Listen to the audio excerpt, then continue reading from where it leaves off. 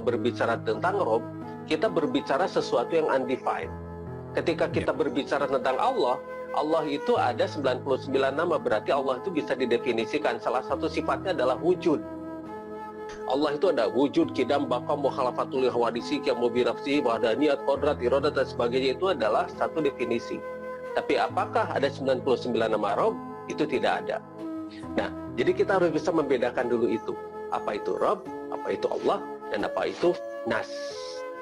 Tentang Rabbul Alamin, Alhamdulillahirabbil Alamin, Rabbul Alamin. Rob yang menciptakan alam semesta. Rob itu pencipta. Apa bedanya dengan menjadikan? Kenapa Allah itu berkatanya kun? Kun fayakun, jadilah, maka jadilah. Apa bedanya penciptaan dengan penjadian ini? Bagaimana ini diciptakan? Bagaimana ini dijadikan? Apa bedanya diciptakan dengan dijadikan? Begini ya, membahas soal ini tuh sangat berat, terutama bagi mereka yang masih masih di hafalan dan teori. Karena berbicara begini itu kita berbicara tentang ma'rifat. Ketika kita berbicara ma'rifat, kita berbicara tentang kalimat pertama diucapkan oleh orang-orang yang mengaku beragama Islam. Ketika kita mengaku bersaksi, aku bersaksi, nah itulah ma'rifat. Karena kita memang harus bersaksi dan menyaksikan sendiri. Bisakah kita menyaksikan itu? Kan asyhadu itu artinya menyaksikan, aku bersaksi. Bisakah kita bersaksi? Karena bersaksi itu kita harus melihat sendiri, merasakan sendiri, ada di tempat itu sendiri. Boleh berbeda pendapat dengan saya, tapi jangan berbeda pendapat dengan Sang Maha Menjadikan. Jangan mendebat saya, debatlah dirimu dan debatlah Sang Maha Menjadikan kalau berani. Tapi di sana kan bilangnya aku bersaksi. Kalau aku bersaksi, ya kita harus bersaksi dong, gitu kan. Nah itu panjang ceritanya dari sana saja. Yang namanya penemuan saja ya, itu harus dari ma'rifatnya dulu.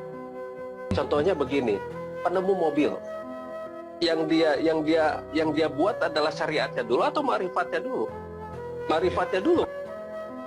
Dia harus tahu prinsip kerjanya, dia harus tahu bagaimana mobil ini bisa bergerak dan sebagainya.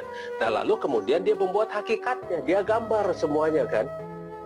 Ya, dia lihat, dia gambar semua, dia gambar, bikin konsep, lalu dibuatlah syariatnya. Begitu kan dia? Ini kita dibalik. Makanya nggak akan maju-maju.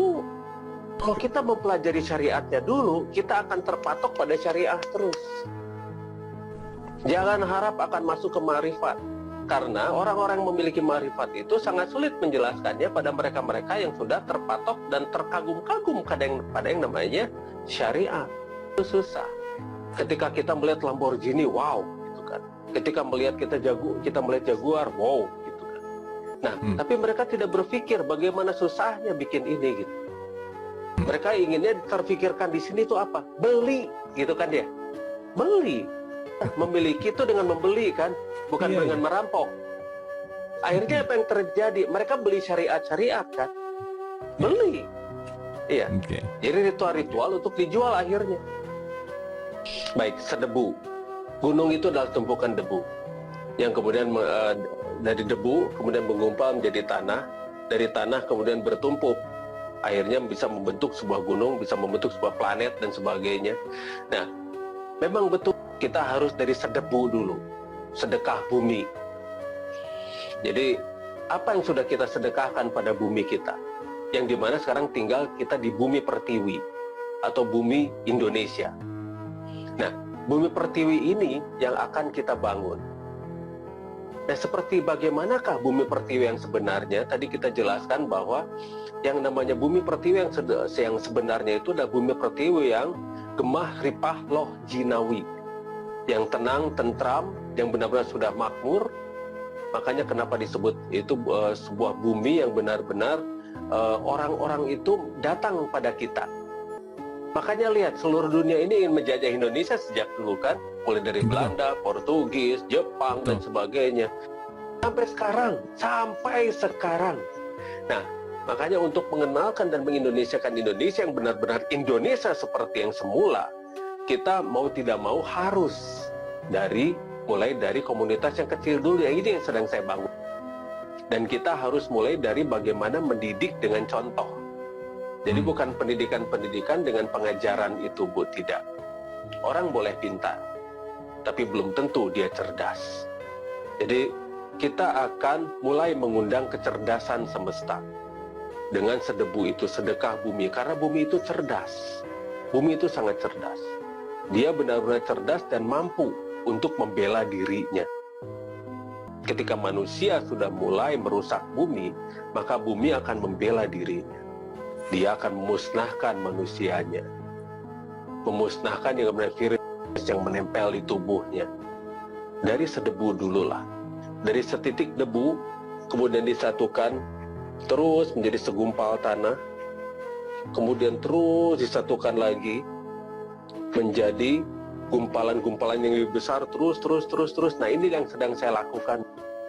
Dan sekarang, Pudia Sadiana Kawaza, alhamdulillah semuanya sudah berjalan.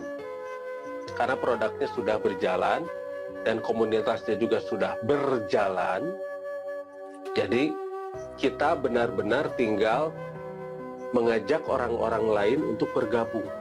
Kita mulai dari grassroots, kita mulai dari yang paling rendah. Padahal sebetulnya Indonesia itu kekuatannya itu di grassroots. Ini bumi, itu kita menginjak bumi, tapi kita butuh yang namanya bumi. Jadi grassroots itu dibutuhkan. Yang kita injak itu dibutuhkan, karena untuk kita melompat butuh pijakan. Nah, kita harus punya dasar, kita harus punya fondamen, kita harus punya kekuatan yang bisa membentuk suatu tenaga untuk bisa kita membangun ke atas. Karena sekali lagi, pembangunan itu mulai dari bawah.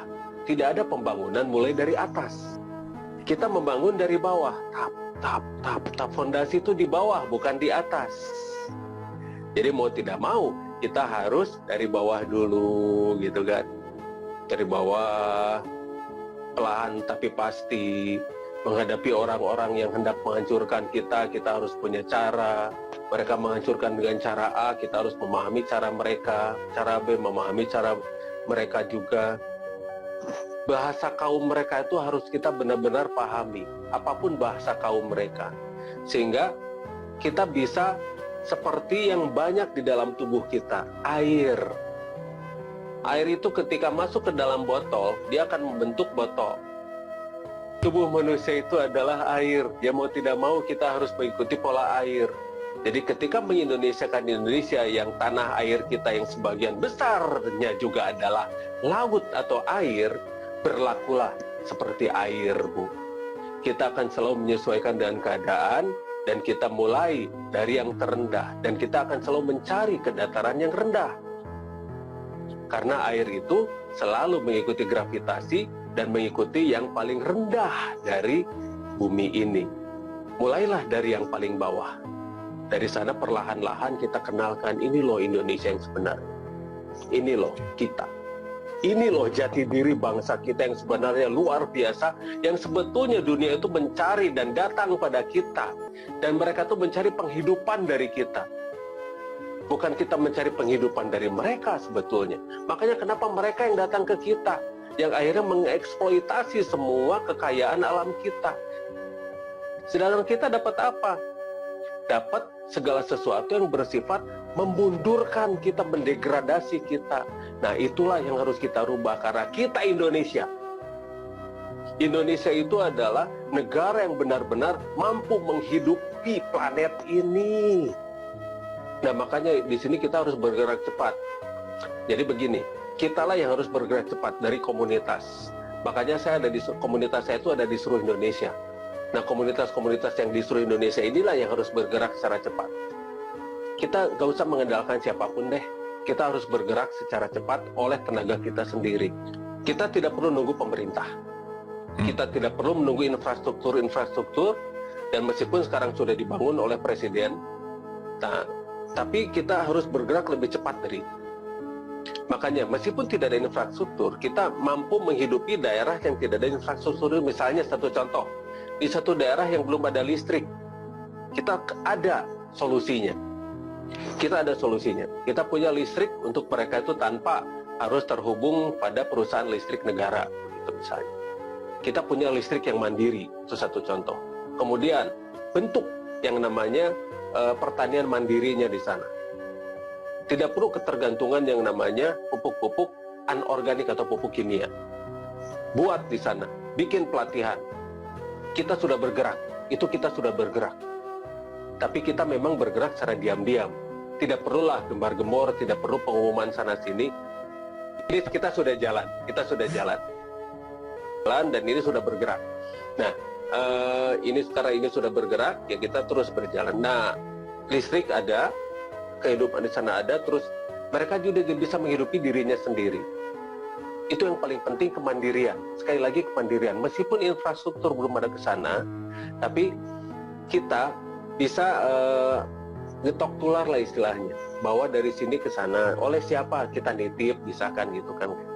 Ya sebetulnya ini semua bisa kita lakukan secara kemandirian. Secara mandiri itu bisa. Hanya biasanya orang nggak mau susah, jadinya nyusahin. Seperti itulah kebanyakan orang-orang nggak mau susah itu biasa jadinya nyusahin. Karena malas mereka itu untuk bergerak, mereka itu malas untuk ini berimprovisasi dan sebagainya, tidak mau keluar dari zona nyaman. Bisanya cuma mengeluh, berkeluh kesah dan sebagainya. Ngomongin barang lain, bergibah sana sini gitu kan. Ya, akhirnya tidak pernah muncul yang namanya solusi, tapi kita sudah ada solusi dan kita tularkanlah pada mereka. Sudah waktunya kita menjadi Indonesia. Orang Indonesia itu sejak dulu gemah ripah loh jinawi. Tidak ada yang namanya saling membenci, semua bekerja sama. Nah, makanya kenapa sekarang Ibu Pertiwi sedang bersusah hati, air matanya berlinang. Mas Intan yang kok kenang.